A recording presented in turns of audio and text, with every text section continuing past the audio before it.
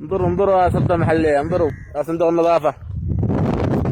يعني مش حصلتوهم كده تكبروا فيها الا هنا في هذا الوادي. هذا منتزه لجميع الوافدين من جميع المناطق، سواء احنا ابناء لاحق، سواء يعني ابناء محافظة عدن.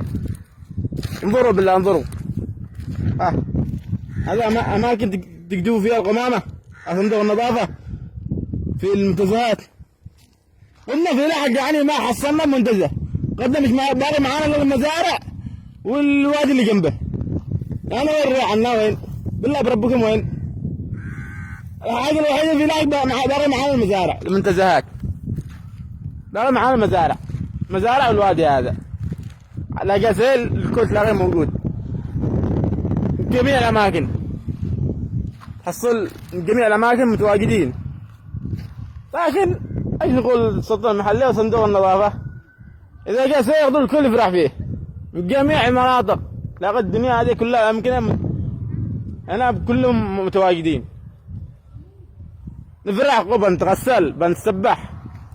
وين السباح؟ السباحة مش عامل السباح كلها امراضه. فرقوا. طبعا مكب النفايات. هاي صندوق النظافة، انظروا صندوق النظافة، اعملوا لكم مكان للنفايات.